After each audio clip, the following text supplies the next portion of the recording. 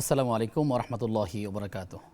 বিসমিল্লাহ আলহামদুলিল্লাহ ওসলাতু আসসালামু আলা রসুলিল্লাহ ওয়ালা আলিহি ওয়াসহাবিহি আজমাইন, আম্মা বা'দ।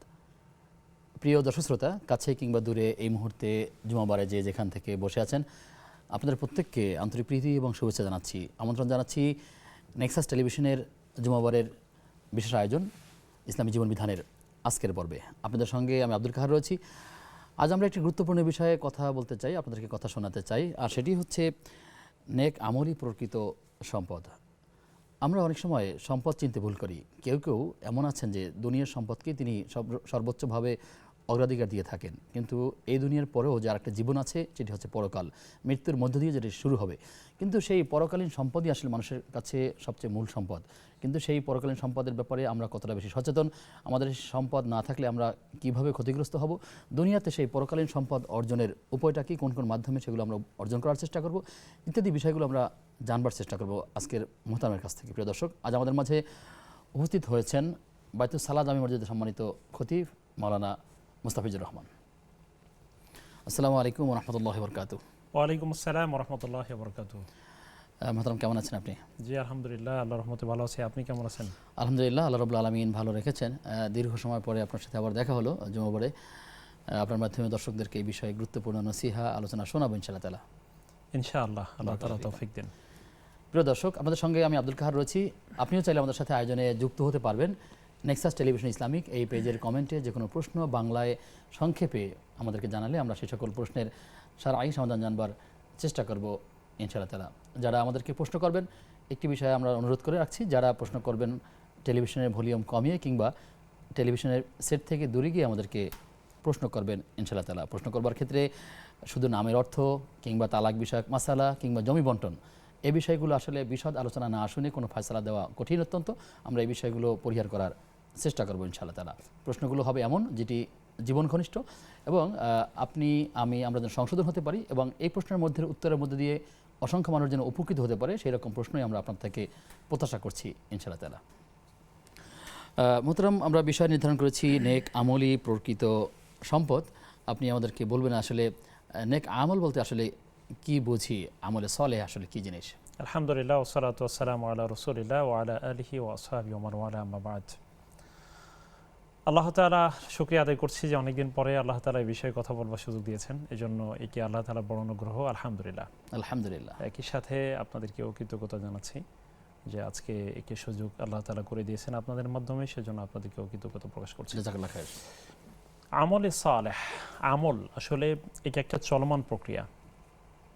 আমল যদি আমরা বলি, যেমন দেখুন যে আল্লাহ সুবহানাহু ওয়া তাআলা যে সমস্ত বিষয়গুলোকে আমাদেরকে আদেশ করেছেন, রাসূলুল্লাহ সাল্লাল্লাহু আলাইহি ওয়াসাল্লাম আমাদেরকে যেভাবে করবার জন্য বলেছেন, এই দুইটি বিষয় যদি আমরা সামনে রাখি, তাহলে আমাদের কাছে পরিষ্কার হয় যে আমাদের জীবন পরিচালনায় এক্ষেত্রে দুইভাবে এটাকে আমরা বিশ্লেষণ করতে পারি। একটি হচ্ছে যেগুলো মাশরুঈ আমল। মাশরুঈ বলতে হলো আল্লাহ তাআলা কর্তৃক বিধিবদ্ধ যে বিষয়গুলো আছে, এগুলো হচ্ছে মাশরুঈ, যেগুলো চলমান।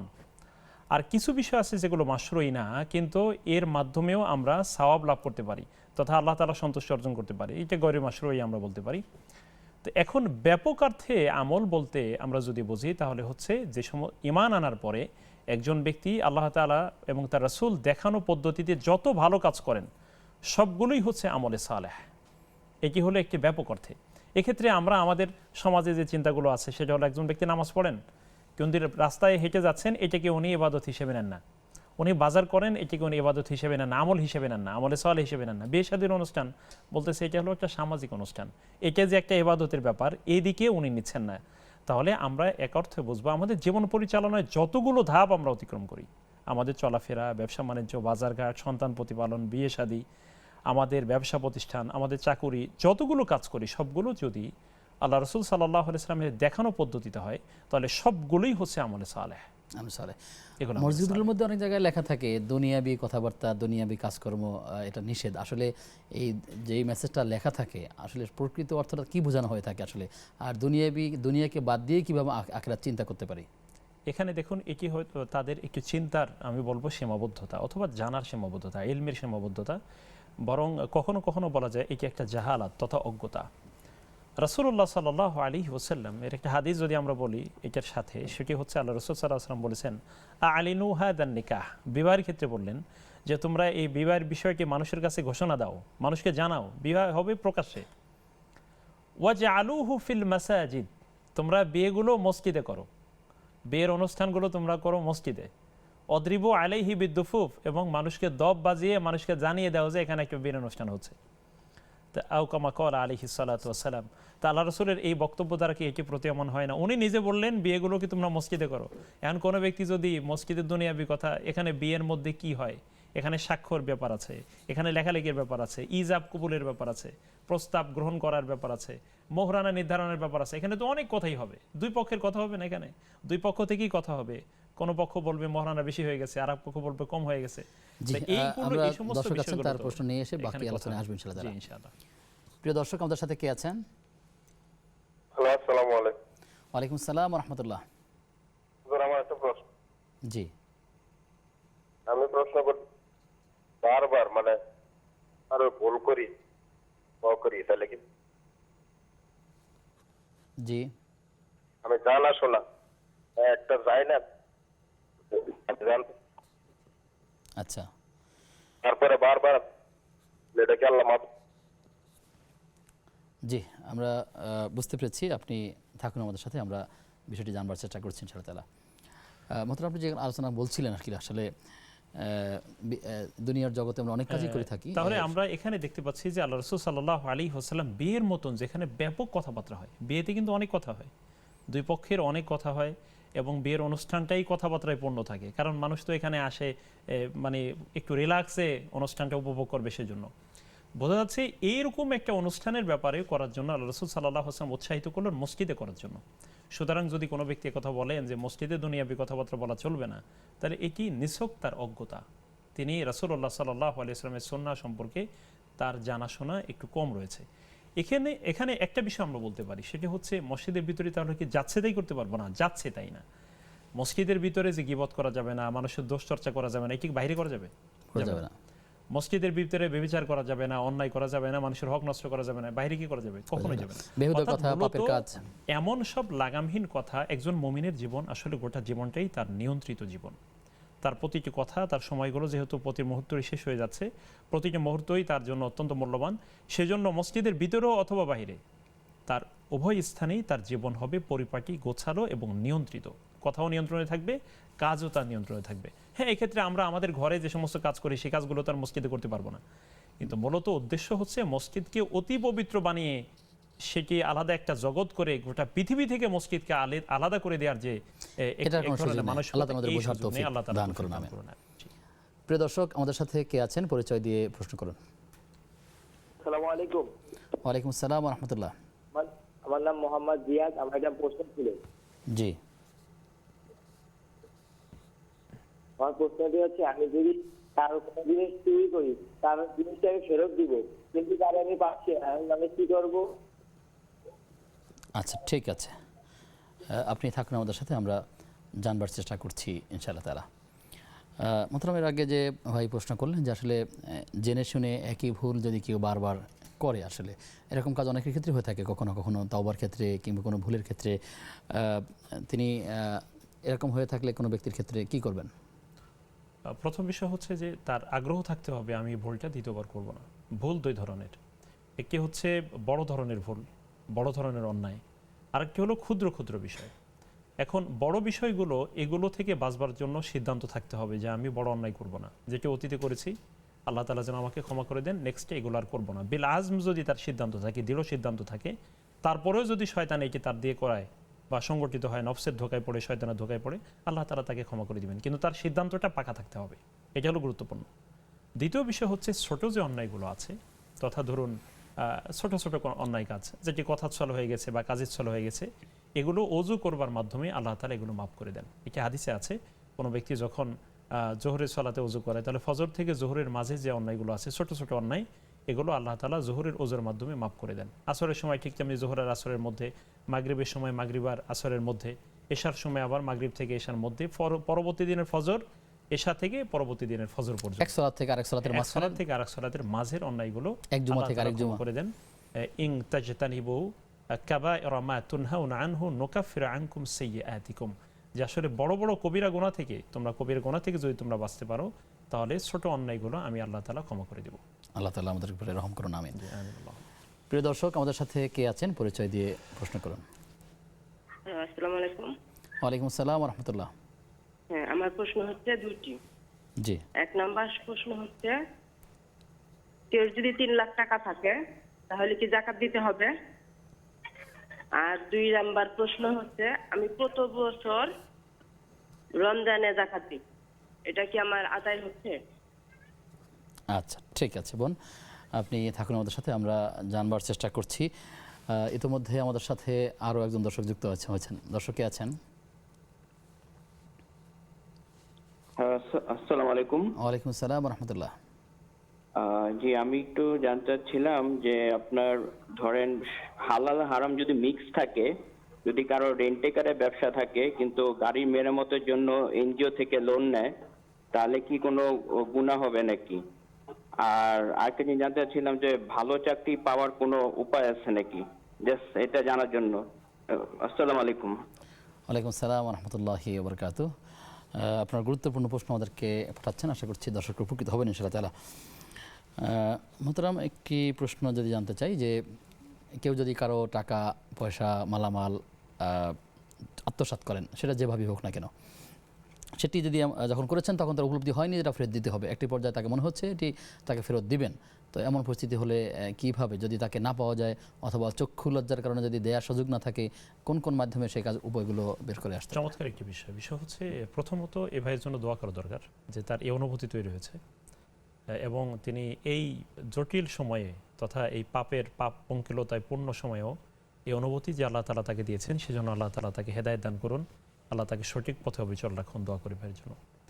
এখানে দুইটি বিষয় আপনি যেমনটি বললেন, একটি হচ্ছে যে যদি দেওয়ার সুযোগ না থাকে, মাগসুব মাল, এটাকে আরবিতে বলে মাগসুব, আত্মসাৎকৃত মাল। তো আত্মসাৎকৃত মালের ক্ষেত্রে একটি হলো যে তার দেওয়ার সুযোগ পাচ্ছে না, অর্থাৎ যিনি গ্রহীতা তিনি নাই, যার এটা হক তাকে কোনো খুঁজে পাওয়া যাচ্ছে না, এক্ষেত্রে একটা বিষয়। আর একটি হলো তাকে পাওয়া যাচ্ছে কিন্তু চক্ষু লজ্জার কারণে দেওয়া যাচ্ছে না, এটা আর একটা বিষয়। প্রথমে দ্বিতীয় বিষয়টি বলি, চক্ষু লজ্জার কারণে দেওয়ার যদি তার আপত্তি থাকে, যে কোনো কৌশলে একে তাকে ফেরত দিবে। কোনো একটা উপহারের নাম করে দিলেন যে ভাই এই জিনিসটা আমি আপনাকে দিয়ে দিলাম, নেন, ওইটা বলা যাচ্ছে না, এমনটি যদি হয় তাহলে তাকে দিয়ে দেয়া যে এইটি আপনাকে আমি দিলাম উপহার হিসেবে, এইটা আপনি ব্যবহার করেন। তার নিয়ত থাকলো আমি পাওনাটা পরিশোধ করে দিলাম, সেটা হতে পারে। কোনো মাধ্যমেই তাকে পৌঁছে দেয়া, কারণ আল্লাহ তাআলার উদ্দেশ্য হচ্ছে যে তোমরা এই প্রাপককে এই জিনিসটা পৌঁছে দাও, এটা হলো উদ্দেশ্য। দ্বিতীয় বিষয় হচ্ছে যেমনটা আপনি বললেন যে তাকে পাওয়াই যাচ্ছে না, এক্ষেত্রে এই পণ্য রাখার ক্ষেত্রে যে ফিকহি মাসাইল হচ্ছে 1 বছর পর্যন্ত একে নিজের সংরক্ষণে রাখা। 1 বছর পর্যন্ত যে তাকে কোনোভাবে আসলে পাচ্ছি না আমি, 1 বছরের মধ্যে যদি পাওয়া যায় আলহামদুলিল্লাহ, যদি পাওয়া না যায় সেক্ষেত্রে যদি পরিমাণটা অল্প হয় বা বেশি হয়, এক্ষেত্রে যেমন কিছু আছে পরিমাণ কম, এই অল্প কিছু টাকা বা কিছু এই সম্পদের মূল্য অনেক বেশি না, সেক্ষেত্রে তিনি এটি কোনো একটা কল্যাণকর কাজে ব্যয় করে ফেলতে পারবেন বা কোথাও সাদাকা করে দিতে পারবেন 1 বছর পরে। আর যদি পরিমাণটা বেশি হয় সেক্ষেত্রে উনি চেষ্টা করবেন যে এগুলোকে একটা কার্যকরী পথে তার নামে খরচ করে ফেলার জন্য উনি দান করবেন।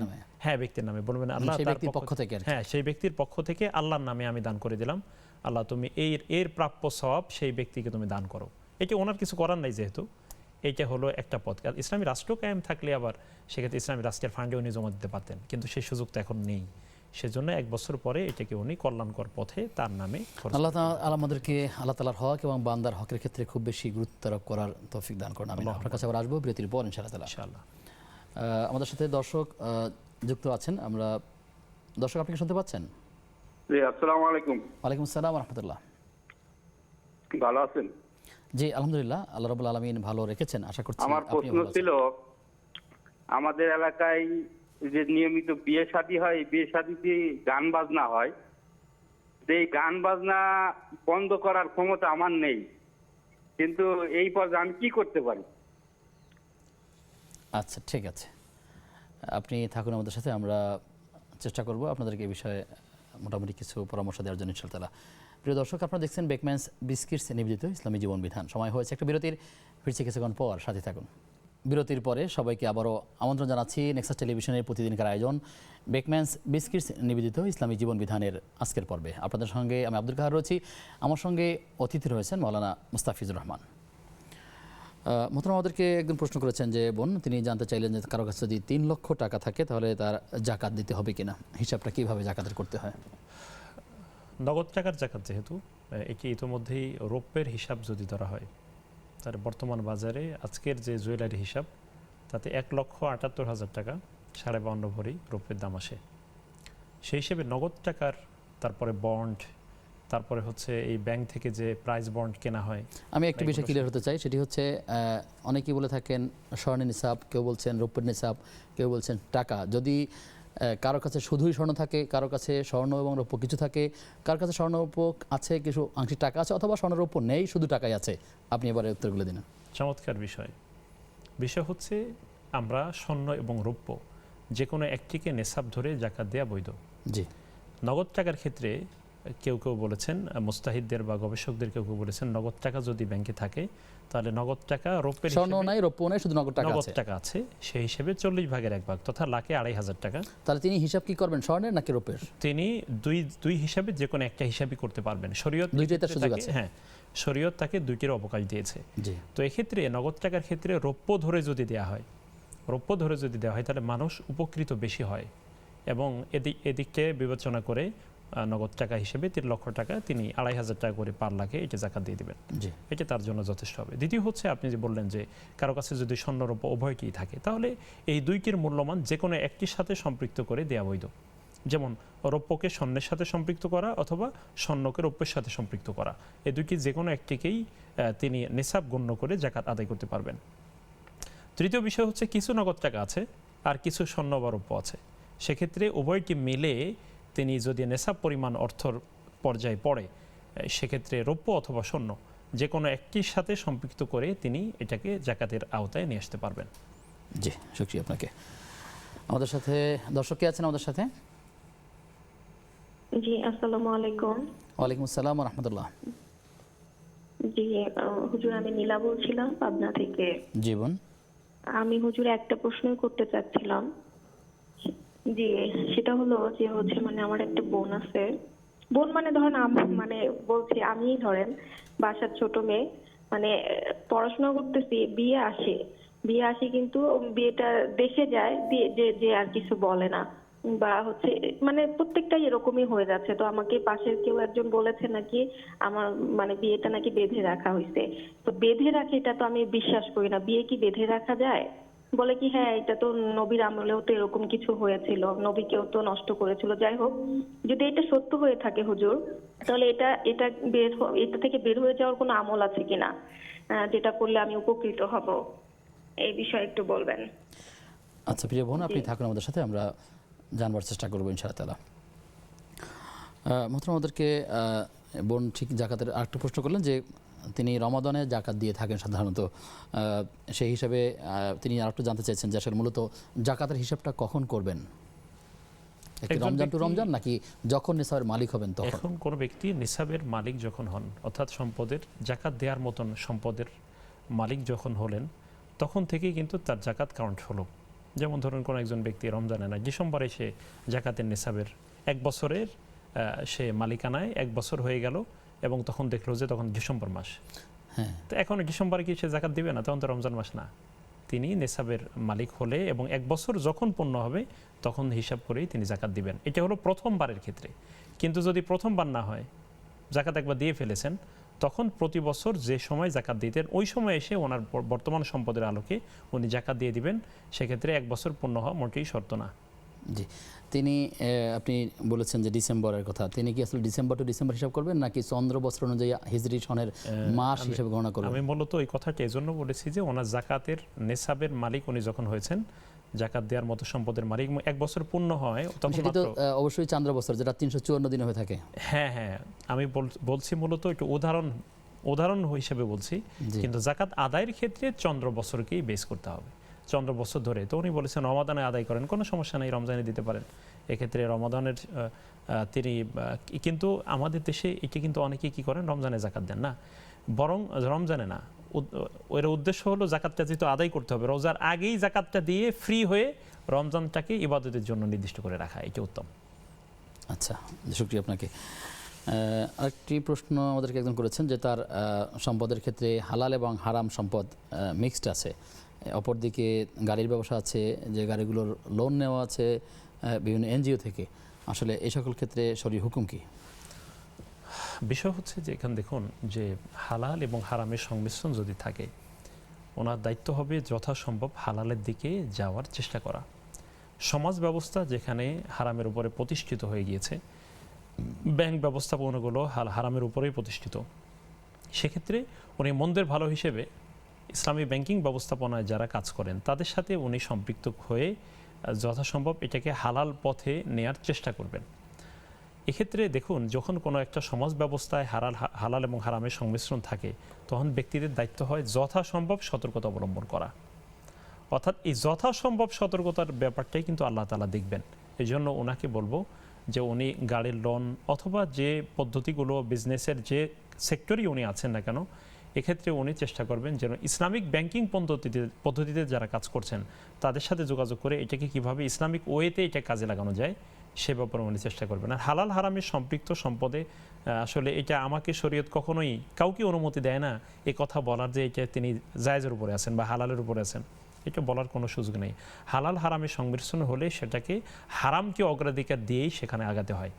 যখন হালাল এবং হারামের সংমিশ্রণ হয় তখন এক্ষেত্রে হারামটাকে বর্জন করবেন। হ্যাঁ, হারামটাকে তিনি বর্জন করে হালালের পথে থাকবার জন্য তিনি মেহনত করবেন, চেষ্টা করবেন যে, এবং যারা এই বিভিন্ন ব্যবসার সাথে বা জড়িত আছে তাদের সাথে আলাপ করবেন যে ভাই আমি তো এই প্রক্রিয়া আগাচ্ছিলাম, এখন এটাকে হালাল রূপে আমি কিভাবে নিতে পারি। উনি যদি মেহনত করেন ইনশাআল্লাহ আল্লাহ ওনাকে পথ বের করে দেন। আল্লাহ তাআলা আমাদেরকে হালাল উপার্জন করার তৌফিক দান করুন, আমিন। আল্লাহুম্মা। প্রিয় দর্শক, আমাদের সাথে কে আছেন পরিচয় দিয়ে প্রশ্ন করুন। আসসালামু আলাইকুম। ওয়ালাইকুম আসসালাম ওয়া রাহমাতুল্লাহ। আব্দুল জব্বার বলছিলাম, স্যার ভালো আছেন? জি আলহামদুলিল্লাহ, আল্লাহ ভালো রাখেন। আমি প্রশ্ন করতে চাই। প্রশ্ন প্রথম হচ্ছে, দেখেন নারীদের ভিতর মা খাদিজা ছিল, ফাতেমা ছিল, আসিয়া ছিলেন, বিভিন্ন ছিলেন। আমি এক প্রশ্ন করতে চাচ্ছি শায়েখের কাছে, স্যারের কাছে, যে আসলে নারীদের ভিতর সবচেয়ে আল্লাহর কাছে প্রিয় কি ছিল? একজন ব্যক্তির নাম কি বলা যাবে? 2 নম্বর, জি নবীদের ভিতর আমাদের নবী, জি এই যে নামগুলো বললেন আপনি, আমার প্রশ্ন বুঝতে পারছেন স্যার? যাদের নামগুলো আপনি বললেন, নারীদের ভিতর সবচেয়ে শ্রেষ্ঠ নারী হিসেবে আল্লাহর কাছে কে প্রিয় ছিল? জি। দ্বিতীয় প্রশ্ন নেন। দ্বিতীয় প্রশ্ন হচ্ছে, আমাদের নবী তো শ্রেষ্ঠ নবী, সব নবীর চেয়ে শ্রেষ্ঠ, এমন একজন সাহাবীর নাম বলা যাবে যে সাহাবীদের ভিতর শ্রেষ্ঠ, বলা যাবে কিনা? আসসালামু আলাইকুম। ওয়ালাইকুম আসসালাম ওয়া রাহমাতুল্লাহি ওয়া বারাকাতুহু। আমাদের সাথে আরো একজন দর্শক যুক্ত আছেন। দর্শক কে আছেন?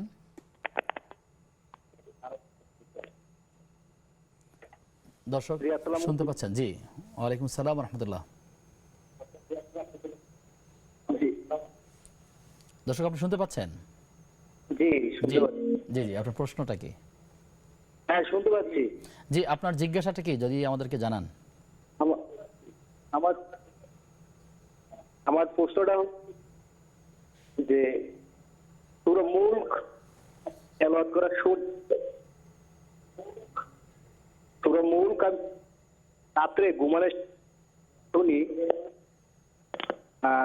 ঘুমানোর যে দোয়াটা আল্লাহুম্মা বিসমিকা আমতু বাহিয়া, সেই দোয়াটাও আমি পরে ঘুমাই ইনশাল্লাহ।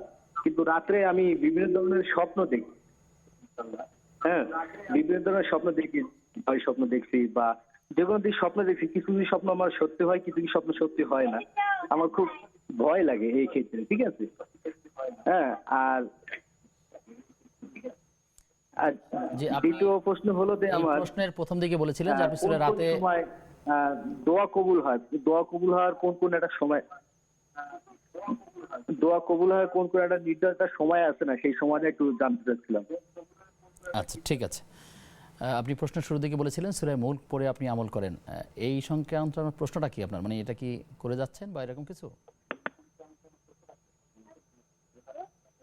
জি, যারা আমাদেরকে প্রশ্ন করবেন আমরা আপনাদের বিনয়ের সাথে আবার বলছি, আপনি টেলিভিশন সেট থেকে দূরত্বে গিয়ে কিংবা টেলিভিশনের ভলিউম কমিয়ে আমাদেরকে প্রশ্ন করবেন, তা না হলে সাউন্ডগুলো দিতে হয়, আমরা প্রশ্ন ভালোভাবে বুঝতে সক্ষম হই না। মোহতারাম, আমাদের কাছে যে কিছু প্রশ্ন আছে, আমাদের এক ভাই তিনি প্রশ্ন করেছেন যে ভালো চাকরি পাওয়ার জন্য কোনো আমল আছে কি? মানুষ তো হালাল উপার্জন চেষ্টা করছে, কি উপায় আছে? তিনি চেষ্টা তার পদ্ধতি অনুযায়ী চেষ্টা উনি করবেন। আর একটা দোয়া আছে, আল্লাহুম্মা কফিনি বিহালালিকা আন হারামিক ওয়া আগনিনি বিফদলিকা আম্মান সিওয়াক। যদিও এটা ঋণ মুক্ত হওয়ার আমল, আবার একই সাথে এটি হালাল যেন তার জন্য যথেষ্ট হয়, তিনি আল্লাহর কাছে হালাল রিজিকের জন্য প্রত্যাশা করবেন। দেখুন রাসূলুল্লাহ সাল্লাল্লাহু আলাইহি ওয়াসাল্লাম বলেছেন, ফাত্তাকুল্লাহ ওয়া আজমিলু ফিত তালাব, তোমরা আল্লাহকে ভয় করো এবং রিজিক অন্বেষণের ক্ষেত্রে উত্তম পথ অবলম্বন করো এবং উত্তম পথ অবলম্বন করো। বোঝা যাচ্ছে আল্লাহ রাসূলের কিন্তু নির্দেশনা রয়েছে। উনি চেষ্টা করবেন আর আল্লাহকে ভয় করবেন, আল্লাহর কাছে দোয়া করবেন। কোনো ব্যক্তি যখন আল্লাহর কাছে সচ্ছলতার দোয়া করে এবং তিনি সচ্ছল থাকতে চান, তখন আল্লাহ তাআলা তাকে কিন্তু অমুখাপেক্ষী করে দেন এবং আল্লাহ তাআলা তাকে সাহায্য করেন। এজন্য এই ভাইকে বলবো যে উনি, আমরা অনেকেই এই আমলটা করি, উনিও আমল করবেন, আল্লাহর কাছে হালাল রিজিকের জন্য দোয়া করতে থাকবেন আর উনি আল্লাহকে ভয় করে চেষ্টা করতে থাকবেন উত্তম পন্থাগুলোতে। আল্লাহ তাআলা আমাদেরকে আল্লাহর মুখাফিকি করে দেন, আল্লাহর উপরে পরিপূর্ণভাবে তাওয়াক্কুল করবার তৌফিক দান করেন। আপনার কাছে আবার আসবো বিরতির পর ইনশাআল্লাহ তাআলা। প্রিয় দর্শক, আপনারা দেখছেন বেকম্যানস বিস্কিটস নিবেদিত ইসলামী জীবন বিধান। সময় হয়েছে আবার একটা বিরতির, ফিরছি কিছুক্ষণ পর, সাথে থাকুন। বিরতির পরে সবাইকে আবারও আমন্ত্রণ জানাচ্ছি নেক্সাস টেলিভিশনের প্রতিদিনকার আয়োজন বেকম্যানস বিস্কিটস নিবেদিত ইসলামী জীবন বিধানের আজকের পর্বে। আপনাদের সঙ্গে আব্দুল কাহার রয়েছি, আমার সঙ্গে মেহমান রয়েছেন মাওলানা মুস্তাফিজুর রহমান। আমরা আলোচনা করছিলাম নেক আমলি প্রকৃত সম্পদ, সেই সাথে আপনাদের করা জীবন ঘনিষ্ঠ নানা প্রশ্ন উত্তরগুলো জানবার চেষ্টা করছিলাম। তারই ধারাবাহিকতায় আমাদের কাছে একজন প্রশ্ন করেছেন যে তিনি লক্ষ্য করেছেন যে তার এলাকায় অনেক সময় বিবাহ শাদী হয়, সেখানে উচ্চ আওয়াজে গান বাজনা হয়। তিনি এটাকে বন্ধ করার আসলে ক্ষমতা রাখেন না, কিন্তু ফিল করেন এটি বন্ধ হওয়া উচিত এবং এতে করে কতগুলো জনসম্পৃক্ত বিষয় আছে সেগুলো যদি আপনি তুলে ধরেন। আলহামদুলিল্লাহ, শুধু গান বাজনা না, যে কোনো ধরনের আওয়াজ, যেমন ধরুন হতে পারে যদি একটু সঠিকটা বলি, রাত 12টা 1টা হয়ে যাচ্ছে, তখনও মাহফিল চলছে। জি, যেটি সঠিক সেটি বলতে হবে। আল্লাহ তাআলা সঠিকটির উপরে টিকে থাকবার তৌফিক দিন, দোয়া করি। আমিন। খুবই হচ্ছে গর্হিত কাজ, গান বাজনা হোক আর গভীর রাতে ওয়াজ মাহফিল হোক, দুইটি মানুষের জন্য ক্ষতিকর। কারণ হলো একটি গান বাজনার ব্যাপারটি তো আসলে এটা হলো লাহু আল হাদিস বলা হয়েছে কোরআনে। এগুলো হচ্ছে একেবারেই যেগুলো কোনো উপকার নাই, শুধু মানুষের অসার জিনিস, যেগুলো মানুষের কষ্টই দেয়। এক্ষেত্রে এই ভাইয়ের ইমানকে আল্লাহ তাআলা বৃদ্ধি করে দিন। উনি যেটি করবেন, আল্লাহ রাসূল সাল্লাল্লাহু আলাইহি ওয়াসাল্লাম আমাদেরকে বলেছেন, মান রাআ মিনকুম মুনকারান ফালিয়ুগাইয়িরহু বিয়াদিহি। কোনো ব্যক্তি যদি দেখে কোনো মন্দ কাজ, তাহলে সে হাত দিয়ে যেন সেটাকে বাধা দেওয়ার চেষ্টা করে, বাধা দেয়। সেটি না হলে মুখ দিয়ে বলে, আর সেটি যদি না হয় কিভাবে তাকে অন্যায় থেকে বাঁচানো যায় এই পরিকল্পনা যেন সে করে, যেটাকে সর্বদুর্বলতম ঈমান বলা হয়েছে। এক্ষেত্রে এই ভাইকে আমি পরামর্শ দিব, যদি উনি সামর্থ্য না থাকে ওনার বাধা দেওয়ার, তাহলে কমপক্ষে জনপ্রতিনিধি, স্থানীয় কোনো গণ্যমান্য ব্যক্তি, যেমন মসজিদের ইমাম সাহেব হতে পারে, অথবা কোনো ভালো ব্যক্তি, সালেহ, সমাজের কোনো প্রভাবশালী ব্যক্তি এবং উনি ভালো, তাকে একটু পার্সোনালি বলা যে দেখুন আমার পক্ষে তো সম্ভব হচ্ছে না, আমরা একে বন্ধ করা উচিত। অনেক হার্টের রোগী আছে, অনেক বাচ্চা আছে, লাফ দিয়ে ঘুম থেকে উঠে যায় এই আওয়াজ পেয়ে। তাহলে এই মানুষদেরকে বাঁচানোর জন্য এগুলো থেকে যথাসম্ভব, হ্যাঁ একটা সময় পর্যন্ত চালাক, মন্দের ভালো হিসেবে, আমরা টোটালি প্রথমে কিন্তু যদি চালাতেই হয় যদি, অথবা তারা যদি সীমালঙ্ঘনকারী হয়, তারপরেও তাদেরকে এখান থেকে বাধা দিতে হবে। সেটা উনি পারেন, অথবা কোনো সম্ভ্রান্ত ব্যক্তিকে দিয়ে বিষয়টি ডিলস করে কিভাবে বাধা দেওয়া যায় বা বন্ধ করা যায় সেজন্য উনি চেষ্টা করবেন। ওনার চেষ্টা করাই কাজ। যদি বন্ধ নাও হয়, ওনার এই মেহনত থাকবার কারণে আল্লাহ তাআলা বন্ধ করার সওয়াব তাকে দান করবেন। জি, আপনি বলছিলেন যারা মাহফিল করেন তারা এটাও বলে বেড়ান যে গান বাজনার সময় তোমাদের কোনো ক্ষতি হয় না, তো ওয়াজের মাহফিল কেন ক্ষতি হবে? এটা কথা বলি, তারা ওয়াজের মাহফিল মাইকগুলো চালিয়ে রাখেন গভীর রাত পর্যন্ত। দেখুন, একজন ব্যক্তি যিনি ওয়াজ মাহফিলে এসে ওয়াজ শুনবেন, তিনি তো মাহফিলে এসেছেনই। যিনি আসেননি কোনো প্রয়োজনে, অথবা তার মন চাচ্ছে না, তাকে কি জোর করে মাহফিলে আনা কি আমাদের দায়িত্ব? মোটেই দায়িত্ব না। লাস্তা আলাইহিম বিমুসাইতির। আল্লাহ রাসূলকে আল্লাহ তাআলা বললেন যে ফাযাক্কির ইন্নামা আনতা মুযাক্কির, তুমি উপদেশ দাও, তুমি হচ্ছে উপদেশক, তুমি তাদের প্রতি বল প্রয়োগকারী নও। তাহলে এটি যদি বলে থাকেন, তাহলে সমস্ত মানুষকে জোর করে এনে আমার কথা শোনাতে হবে, এটি মোটেই জরুরি না। এখন দিন শিক্ষার নানান ব্যবস্থাপনা রয়েছে। সুতরাং আমার কাজ হচ্ছে, বা আমাদের দায়িত্ব হলো যে যথাসম্ভব এটিকে নিয়ন্ত্রণ করে দেয়। বিশৃঙ্খলা করে নয়, অনিয়মকে সামনে মডেল মনে করে নয়, সঠিকভাবে বিশৃঙ্খলা করে নয়, পরিবেশ নষ্ট করে নয়, এখানে আরেকজন আলেমের দাওয়াতের পথটা নষ্ট হয়ে যাওয়া, এটাও তো ঠিক না।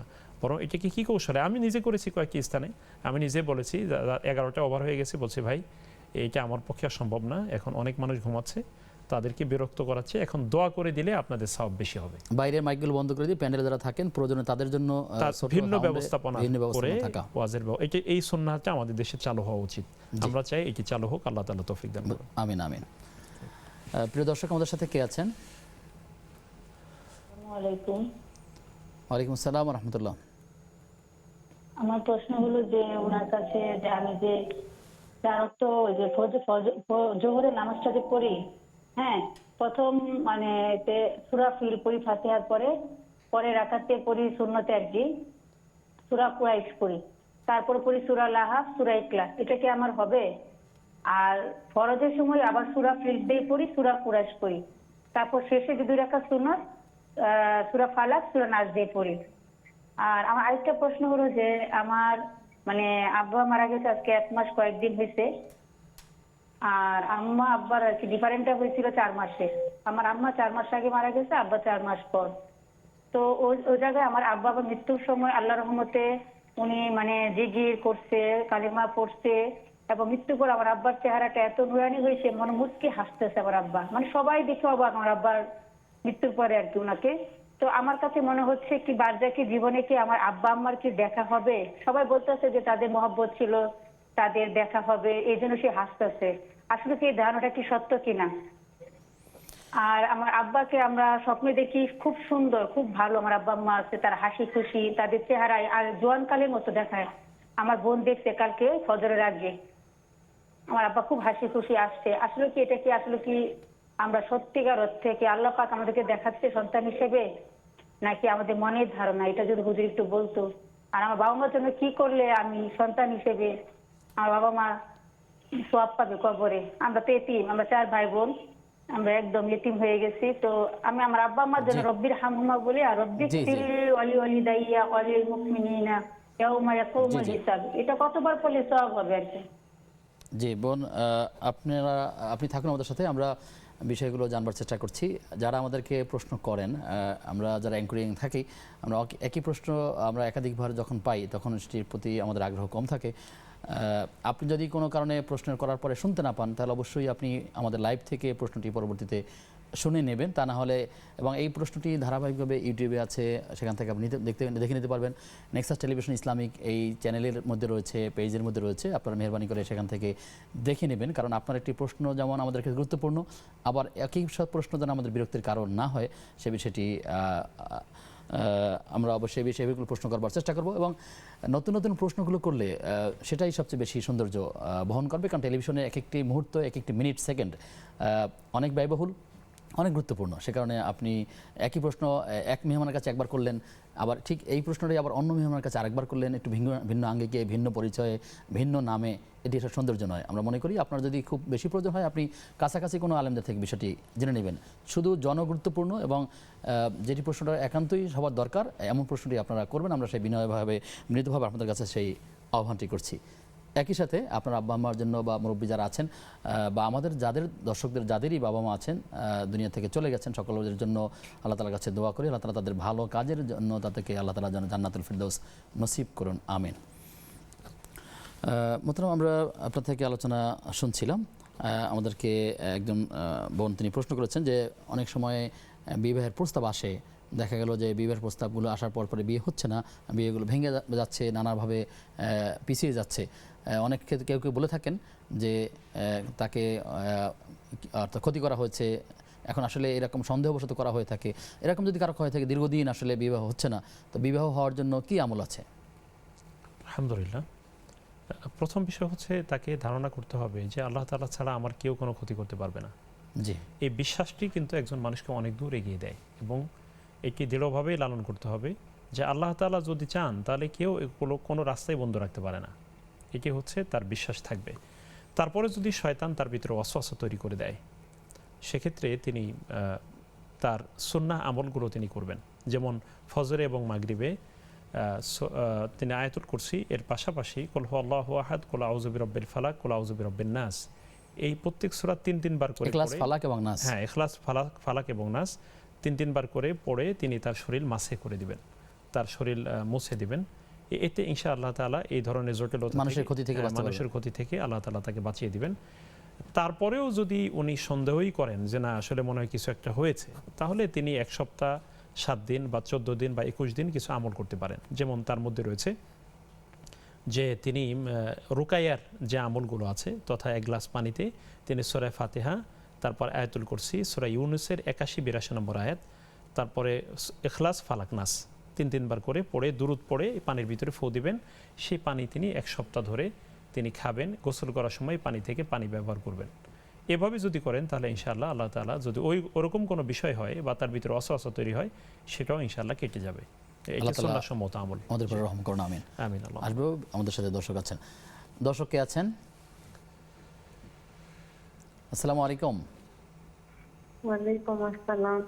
হুজুর হচ্ছে ইসমে আজমের যে ইয়েটা আছে দোয়া কবুলের, ওই আমলটা কিভাবে করব? আচ্ছা, ঠিক আছে।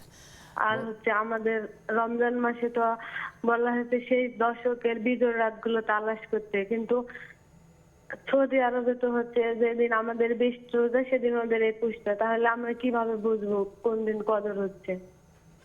আচ্ছা, ঠিক আছে বোন, আপনি থাকুন আমাদের সাথে, আমরা ধারাবাহিকভাবে প্রশ্ন উত্তরগুলো জানবার চেষ্টা করবো ইনশাআল্লাহ তাআলা। প্রিয় দর্শক, আপনারা দেখছেন বেকম্যানস বিস্কিটস নিবেদিত ইসলামী জীবন বিধান। সময় হয়েছে সর্বশেষ বিরতির, ফিরছে কিছুক্ষণ পর, সাথে থাকুন। বিরতির পরে সবাইকে আবারও আমন্ত্রণ জানাচ্ছি নেক্সাস টেলিভিশনের আজকের পর্বে। আমি আপনাদের সঙ্গে রয়েছি আব্দুল কাহার। আজকের অতিথি রয়েছেন মাওলানা মুস্তাফিজুর রহমান। আলোচনা করছিলাম আমরা যে প্রকৃত সম্পদ হচ্ছে নেক আমল, এই বিষয়ে। মোহতারাম, আমাদেরকে দর্শকের প্রশ্ন আছে অনলাইনে, আমরা যদি সেখান থেকে একটা প্রশ্ন দেখি। মোহাম্মদ শাফায়াত হোসেন এই আইডি থেকে প্রশ্ন করেছেন যে দান এবং ভিক্ষা যদি কেউ না দেন তাহলে কি তার গুনাহ হবে? দুটোই তো করতে হবে, দান করতে হবে, এবং দান করার জন্য তো আল্লাহ আদেশ করেছেন আনফিকু মিম্মা রাযাকনাকুম, যে তোমরা খরচ করো আমি তোমাদেরকে যা রিজিক দিয়েছি তা থেকে। তাহলে আল্লাহ তাআলার নির্দেশ লঙ্ঘন হলো না? দান না করলে দান করতে হবে, সামর্থ্য অনুযায়ী দান করতে হবে। যথাযথ প্রাপক যিনি আছেন এই প্রাপ্য ব্যক্তির কাছে এই দান পৌঁছে দিতে হবে। আর দান করা না করা, দান না করা তো এটা কৃপণতার দিকে, এটা কৃপণতার দিকে এবং ধাবিত করে মানুষকে, এবং এই কৃপণতা মানুষকে এক সময়ে মানে তার মন মানসিকতা খুব ছোট করে দেয়। সম্পদ দিয়েছেন তা খরচ করতে বলেছেন। হ্যাঁ, খরচ করতে বলেছেন, এবং এই কানজসী মনোভাব তথা ইনফাক ফি সাবিলিল্লাহ বা খরচ করার মানসিকতা না থাকা এক সময় তার জন্য বিপদ ডেকে আনবে। দান তো মানুষের বিপদ থেকে বাঁচিয়ে দেয়, তার টাকাগুলো ঠিকই চলে যাবে। এই জন্য সেই অনাকাঙ্ক্ষিতভাবে খরচ হয়ে যাওয়ার আগে যথাযথ পন্থায় খরচ করলে ইনশাআল্লাহ আশা করা যায় অনাকাঙ্ক্ষিতভাবে তার আর খরচ করতে হবে না। জি, শুকরিয়া আপনাকে। প্রশ্ন করেছেন এমডি সেলিম রেজা কাজল, তিনি জানতে চেয়েছেন যে কোরবানি দেওয়ার সামর্থ্য কতটুকু? কোরবানির ক্ষেত্রে আসলে নেশাব পরিমাণ, তাতে তিনি কোরবানি দেওয়ার জন্য যে পরিমাণ অর্থ হওয়া দরকার, এই পরিমাণ অর্থ যদি কোরবানির দিন তার থাকে বা কোরবানির আগে থাকে, তাহলে তার ঋণ মুক্তভাবে তাহলে তিনি কোরবানি দিতে পারেন। নেশাব পরিমাণ সম্পদ, নেশাব পরিমাণ সম্পদ তার যদি থাকে। এক্ষেত্রে কেউ কেউ বলেছেন যে যে ব্যক্তি কোরবানি করার সামর্থ্য, হ্যাঁ, কোরবানি করার সামর্থ্য হওয়ার মতন অর্থ তার যদি থাকে। এখন কেউ কেউ বলেছেন যে নেশাব পরিমাণ সম্পদ বলতে যাকাত আদায়ের নেশাব, কিন্তু যাকাত আদায়ের নেশাবের সাথে তো কোরবানি সবসময় সম্পৃক্ত করা যায় না। একটা কোরবানি তো একটা 20,000 টাকা হলে একটা ছাগল কোরবানি হতে পারে। সেজন্য এই ব্যক্তি তার হালাল উপায়ে ঋণ মুক্তভাবে কোরবানি দেওয়ার মতো সামর্থ্য যদি থাকে তাহলে তিনি কোরবানি দিবেন। এটার জন্য তো আসলে যাকাতের নিসাবের মতো নয়, এটা তো কোরবানি করার সামর্থ্য, মূলত কোরবানি করার সামর্থ্য হওয়ার মতো নিসাব। জি, অর্থাৎ যে নিসাব তার কোরবানি করবার জন্য যথেষ্ট হয়, সেই পরিমাণে। জি, মোহাম্মদ শাফায়াত হোসেন আরেকটি প্রশ্ন করেছেন, কেউ যদি সুন্দরী নারীকে বিয়ে করতে না পারার কারণে তার পরবর্তী জীবনগুলো বৈরাগ্যভাবে জীবন কাটান বা সিদ্ধান্ত নেন, এটি করলে তার কোনো গুনাহ হবে কিনা? লা রুহবানিয়াতা ফিল ইসলাম, ইসলামে বৈরাগ্যবাদের কোনো স্থান নেই, এবং এটি রুহবানিয়াতিন ইবতাদাউহা মা কাতাবনা আলাইহিম, আল্লাহ তাআলা বলেছেন এই বৈরাগ্যবাদকে তারা নিজেরা বেছে নিয়েছে, এটা আমি তাদের জন্য আবশ্যক করে দেইনি। সুতরাং যেটি আল্লাহ তাআলা আবশ্যক করে দেননি সেটা আমি নিজের উপরে কেন চাপিয়ে নেব? সেজন্য তিনি তার সামর্থ্যের আলোকে অনুসন্ধান করে যেখানে মন টানে সেখানে তিনি পারিবারিক বন্ধনে বৈবাহিক বন্ধনে আবদ্ধ হয়ে যাবেন, এটি তার জন্য উত্তম। কিন্তু এই ভালো সুন্দরী নারী পাচ্ছেন না, সেজন্য তিনি বৈরাগ্য জীবনযাপন করবেন, এটি মোটেই শরীয়তের দৃষ্টিকোণের আলোকে হবে না, এটি তার স্বেচ্ছাচারী জীবন হবে। আল্লাহ তাআলা আমাদের হেফাজত করুন। বিবাহের আগে অনেক নারী এবং পুরুষ বা ছেলে মেয়ে তারা এবং সিদ্ধান্ত নেন যে একজন আরেকজন বিয়ে করবে। কোনো একজন যদি কাউকে বিয়ে করতে না পারেন তাহলে তারা আজীবনে অবিবাহিত থাকেন এবং বলছেন যে আমি আমার কথা রেখেছি, তিনি কথা না রাখলেও আসলে এর মধ্যে তিনি অনেক গুনাহে লিপ্ত হতে পারেন কিংবা অনেকটা না না, এটি কেন করবেন? এটি তো কোনোভাবে ঠিক হবে না। যেমন আল্লাহ রাসূল সাল্লাল্লাহু আলাইহি ওয়াসাল্লাম তার অত আমল আছে, তিনি যদি কোনো কাজ না করার শপথ করতেন বা মানত করতেন যে তিনি আমি এই কাজটি করব না, কিন্তু তার বিপরীতে তিনি যদি ভালো কাজ দেখতেন তাহলে ভালো কাজটা করে মানতের কাফারা দিয়ে দিতেন। তার থেকে কি আমরা পরেশগার হয়ে গিয়েছি? নিশ্চয় না, না, মোটেই না। সেজন্য উনি যদি শক্ত সিদ্ধান্ত নিয়েছেন, কথা দিয়েছেন যে আমি শুধু তোমাকেই বিয়ে করব, কিন্তু পরবর্তীতে আর বিয়ে হলো না, পারিবারিক কারণে, এবং সেজন্য তিনি বললেন যে আমি যেহেতু কথা দিয়েছি আর সারা জীবনে বিয়ে করব না, এটি মোটেই ঠিক না, এটি সম্পূর্ণ খেলাফে সুন্নাত কাজ হবে। আল্লাহ তাআলা আমাদেরকে সুন্নাহর মধ্যে থাকবার তৌফিক দান করুন। আমিন আমিন। আমাদেরকে একজন প্রশ্ন করেছেন, বলুন যে নারীদের কথা বলেছেন যে খাদিজা রাদিয়াল্লাহু তাআলা আনহা কিংবা ফাতেমা রাদিয়াল্লাহু তাআলা আনহা, এভাবে অনেক নারীর নাম বলেছেন। আসলে এই নারীদের মধ্যে শ্রেষ্ঠ নারী কে তিনি জানতে চেয়েছেন। আসলে শ্রেষ্ঠ নারী বিষয়টি আল্লাহ রাসূল সাল্লাল্লাহু আলাইহি ওয়াসাল্লাম অনেক নারীর কথা বলেছেন এবং সকলকেই কিন্তু তার আলাদা আলাদাভাবে তাকে শ্রেষ্ঠত্ব দিয়েছেন। সেক্ষেত্রে আমরা দেখি যে তিনি আসিয়া বিনতে মুজাহিম তথা ইমরাতু ফিরাউন, জান্নাতের সর্দার বা জান্নাতে আগে যাবেন, তারপরে ফাতিমা রাদিয়াল্লাহু তাআলার কথা বলেছেন, খাদিজা রাদিয়াল্লাহু তাআলার কথা বলেছেন, মারিয়াম বিনতে ইমরান তথা ঈসা আলাইহিস সালামের মা মারিয়ামের কথা বলেছেন। একভাবে মর্যাদাপূর্ণ। হ্যাঁ, তারপরে হাজারের কথা বলা হয়েছে, ইব্রাহিম আলাইহিস সালামের স্ত্রী। তো এই জন্য সকলকে একই আঙ্গিকে কিন্তু মর্যাদা দেওয়া হয়নি। রাসূলের সাহাবীদের মধ্যে মর্যাদার যে তারতম্য, সকলকে কি একই দিক থেকে মর্যাদা দেওয়া হয়েছে না, আলাদা আলাদা মর্যাদা দেওয়া হয়েছে। সুতরাং এখানে মূলত উদ্দেশ্য হলো যে তাদের মর্যাদার জায়গাটি আমরা স্মরণ রাখবো, এটি না। উদ্দেশ্য হলো তারা শ্রেষ্ঠ বিষয়টি এমন নয়, মানে প্রত্যেকই তার মর্যাদার অধিকারী, তার নিজ নিজ জায়গা। তারা যে সমস্ত কারণে এত সম্মানিতা হলেন, ওই কাজগুলো আমাদের নারীরা করবার চেষ্টা করবেন, এটা মূলত উদ্দেশ্য। জি, প্রতিভক্তি বা স্যাক্রিফাইস, স্বামীর জন্য স্যাক্রিফাইস, দিনের জন্য কোরবানি, কে কোন দিকে কাজ করে আল্লাহ তাআলার প্রিয়পাত্র হয়েছেন, আমাদের মা বোনেরা সেই কাজটি করে আল্লাহর প্রিয়পাত্র হওয়ার চেষ্টা করবেন। আল্লাহ রাসূলের উদ্দেশ্য এটি। আর সকল সাহাবায়ে কেরামই তো আল্লাহ তাআলার কাছে সম্মানিত। জি জি। আমাদেরকে প্রশ্ন করেছেন একজন যে সূরা মুলক তেলাওয়াত করেন, রাতে ঘুমানোর দোয়া পড়েন, এরপর অন্যান্য বিষয়গুলো পড়েন, কিন্তু তারপরেও তিনি অনেক সময় স্বপ্ন দেখেন, স্বপ্নের মধ্যে ভয় পেয়ে যান এবং তিনি জানতে চাইছেন আসলে এর থেকে বেঁচে থাকার উপায়টা কি। বিষয় হচ্ছে তার জন্য দোয়া, যে তিনি যেহেতু সূরা মুলক পড়েন, সূরা মুলক তো এটি রাতে পড়া সুন্নাহ এবং মৃত্যু যন্ত্রণার ক্ষেত্রে এটি কমিয়ে দেয় বলে বর্ণনা রয়েছে। তো উনি যেটি করবেন সেটি হলো স্বপ্নের ক্ষেত্রে আসলে রাতে ঘুমানোর আগে তিনি সূরা ফাতিহা, আয়াতুল কুরসি, ইখলাস, ফালাক, নাস এগুলো তিনি পড়ে তারপরে শরীর মাসে করে দিয়ে তারপরে ঘুমাবেন। এই ধারাবাহিকভাবে যদি তিনি আমল করতে পারেন তো ইনশাআল্লাহ তাআলা তার এই বদ স্বপ্ন তার থেকে চলে যাবে, ভালো স্বপ্ন আসবে যেগুলো নবুয়তের 46 ভাগে। অনেকেই বাবা মাকে দেখেন এবং তিনি তারা বলছেন যে তিনি তার বাবাকে তার বোন দেখেছেন এবং উজ্জ্বল চেহারায়। আসলে এই সকল লক্ষণগুলো ভালো দিকে নির্ভর করে কিনা, আর করণীয়টা কি? ভালো, এগুলো সবই ভালো দিকেই বর্তায়। যেহেতু ভালো চেহারা দেখেছেন, তারা আল্লাহর কাছে যে দোয়াগুলো করতেছেন, উনি বললেন রব্বির হামহুমা কামা রাব্বায়ানি সগীরা বা রব্বানা ইগফির লানা ওয়া লিইখওয়ানিনা, বা যে দোয়াগুলো উনি করছেন এগুলো তিনি করতে থাকবেন। আর আমলগুলো করবেন সন্তান হিসেবে তিনি ভালো, তার উপরে যে আমলগুলো বর্তায়, পর্দা মেনটেন করা, হালাল হারাম বেছে খাওয়া, তারপরে মৌলিক বিধানগুলো পালন করা, বাপ মার জন্য তাদের পক্ষ থেকে আল্লাহর জন্য দান সদকা করে দেওয়া, শরিয়াগুলো মেনে চলার চেষ্টা করা, এগুলো শরীয়তের মৌলিক বিধানগুলো তারা পালন করবেন। আল্লাহ তাআলা আমাদের তৌফিক দান করুন।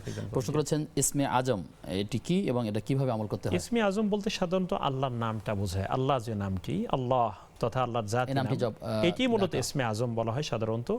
এক্ষেত্রে যেমন একটা দোয়া আছে, আল্লাহুম্মা ইন্নী আসআলুকা বিআন্নী আশহাদু আন্নাকা আনতা আল্লাহ, হে আল্লাহ আমি তোমার কাছে সাহায্য চাই, আমি তোমার কাছে দোয়া করছি, সাহায্য চাচ্ছি এই জন্য যে আমি সাক্ষ্য দিচ্ছি তুমি আল্লাহ ছাড়া আর কোনো ইলাহ নেই, তুমি একমাত্র ইলাহ। এভাবে আল্লাহ তাআলার নামে দোয়া করে আল্লাহর কাছে সাহায্য চাওয়া, এই কি করা যেতে পারে? কি সুন্নাহ, এইটি করা যেতে পারে। আমাদেরকে প্রশ্ন করেছেন যে তিনি জোহরের নামাজের কথা বলেছেন যে তিনি সূরা লাহাব পড়েন, এরপর ইখলাস পড়েন, আবার কোথাও তিনি বলেছেন ফালাক পড়েন, নাস পড়েন। উনি যে সূরাগুলো ধারাবাহিকতা বলেছেন সবই ঠিক আছে। আল্লাহ তাআলার বক্তব্য হচ্ছে ফাকরাউ মা তায়াসসারা মিনাল কুরআন, কোরআনের যে স্থান থেকে তোমাদের সহজ হয় সেই স্থান থেকে তোমরা পাঠ করো। সেই হিসেবে এই বোনের যেগুলো মুখস্থ আছে সেই সূরা ধারাবাহিকভাবে উনি তেলাওয়াত করছেন সালাতে, এটি তার জন্য ঠিক আছে। ইনশাআল্লাহ আল্লাহ তাআলা চাইলে তাকে সওয়াব দিবেন ইনশাআল্লাহ। ইনশাআল্লাহ তাআলা। একজন প্রশ্ন করেছেন, রমাদানের বেজর রাত্রিগুলোতে কদর হওয়ার সম্ভাবনা বেশি। তিনি বলেছেন যে আসলে তাহলে পৃথিবীতে কদর কয় রাত্রি হবে? সৌদি আরবে এক সময়, বাংলাদেশে আরেক সময়, জোর এবং বেজর নির্ধারিত হয়, করণীয়টা কি? আল্লাহ তাআলা আমাদেরকে একেবারে নির্দিষ্ট করার জন্য বলেন নেই, বা আল্লাহ রাসূলকেও আল্লাহ তাআলা নির্দিষ্ট করে দেননি। উদ্দেশ্য হচ্ছে এই কদর পাওয়ার আশে আমরা আমল করতে থাকব। আমাদের এইভাবে ক্যালকুলেশন মেলানো ঠিক হবে না যে এখন যদি দিন হয় আর এক স্থানে রাত, তাহলে এই যে নেদারল্যান্ডের অবস্থা কি, সেখানে তো দিন আছে, তা আমাদের রাত হলো, তাহলে সেখানে প্রত্যেক ভূখণ্ড অনুযায়ী তো আল্লাহ তাআলার কাছে এইভাবে মূলত এভাবে নির্দিষ্ট করবার কোনো দরকার নেই। আমাদের উদ্দেশ্য কাজ হচ্ছে আমরা আমাদের দেশের বাস্তবতায় আমল করে যাব, অনুসন্ধান করে যাব। হিসাব নিকাশের ব্যাপারটি আমরা আল্লাহর উপরে ছেড়ে দেব, উনি যেভাবে নির্ধারণ করে দেন সেভাবেই ফয়সালা হবে। জি, আপনার মাধ্যমে আমরা অনেকগুলো বিষয়ের উত্তর জেনেছি এবং বিষয়ের আলোকেও শুরুর দিকে আমরা কিছু কথাবার্তা শুনেছি। আল্লাহ তাআলার কাছে দোয়া করি আল্লাহ তাআলা আমাদেরকে আমল করার তৌফিক দান করুন। আল্লাহুম্মা আমিন। শুকরান, ধন্যবাদ জানিয়ে আপনার থেকে বিদায় নিচ্ছি। জি, বারাকাল্লাহু ফিক। প্রিয় দর্শক, আপনারা দেখছেন বেকম্যানস বিস্কিটস নিবেদিত ইসলামী জীবন বিধান। আমরা ঘণ্টাব্যাপী অনেকগুলো প্রশ্ন উত্তর জানার চেষ্টা করছি। আল্লাহ তাআলার কাছে দোয়া করি আল্লাহ তাআলা আমাদেরকে এগুলো আমল করবার তৌফিক দান করুন। আজ এ পর্যন্তই। আগামী অনুষ্ঠান দেখবার আমন্ত্রণ জানিয়ে আজকের মতো বিদায় নিচ্ছি। সে পর্যন্ত আল্লাহ তাআলা আমাদের সবাইকে ভালো রাখুন, সুস্থ রাখুন। আসসালামু আলাইকুম ওয়া রাহমাতুল্লাহি ওয়া বারাকাতুহু।